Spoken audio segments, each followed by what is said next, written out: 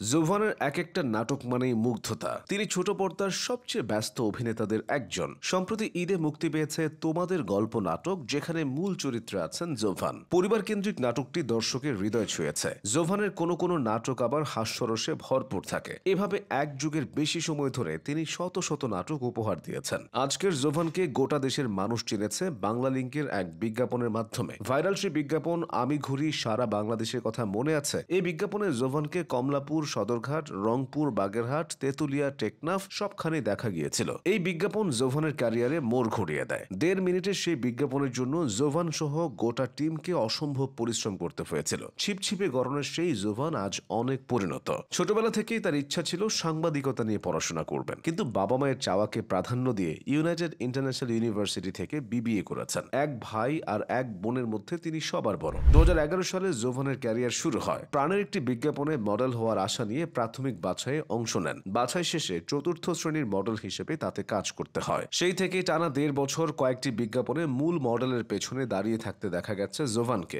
একটা সময় হতাশ হয়ে পড়েন, কাজ বন্ধ করে দেওয়ার সিদ্ধান্ত নেন। তবে কিছুদিন যাওয়ার পর বন্ধু সিয়ামের সহযোগিতায় বড় ধরনের পরিবর্তন আসে। ইউনিভার্সিটি ধারাবাহিকের জন্য প্রাথমিক বাছাইয়ে অংশ নেন জোভান। শতাধিক ছেলেমেয়ের মধ্য থেকে এই বাছাইয়ে টিকে যান তিনি। জীবনের প্রথম সুযোগ খুব ভালোভাবে কাজে লাগান। ইউনিভার্সিটি নাটক প্রচার শুরু হওয়ার পর একাধিক বিজ্ঞাপনে কাজের প্রস্তাব পান। এই ধারাবাহিকের পর ১ বছর আর কোনো নাটকে অভিনয় করেননি। এই সময় তিনি কাজ করেছেন শুধুই বিজ্ঞাপনে। এখন নাটক, বিজ্ঞাপন দুই জায়গায় সমান তালে কাজ করছেন তিনি। ২০১৬ সালে অস্তিত্ব, ২০১৯ সালে মরীচিকা এবং ২০২১ সালে পালাই পালাই ওয়েব সিরিজে জোভানকে দেখা গেছে। ছোট পর্দায় ১২ বছরের ক্যারিয়ারে তার প্রাপ্তির সংখ্যা কম নয়। আধারি, দৌড়ের উপর ওষুধ নেই, অতঃপর, আফ্রিকান বউ, ব্যাকফায়ার, বালক বালিকা, বাতাসে কান পেতে রাখো হলো তার উল্লেখযোগ্য টিভি নাটক। বেস্ট ফ্রেন্ড সিরিজ তার ক্যারিয়ারে ভিন্ন মাত্রা যোগ করেছে। নিয়মিত বই পড়ার অভ্যাস আছে তার। বই পড়ার অভ্যাসের কারণে তিনি নাকি ক্যামেরার সামনে তাৎক্ষণিকভাবে অভিনয় ফুটিয়ে তুলতে পারেন। হুমায়ূন আহমেদের বই তার খুবই প্রিয়।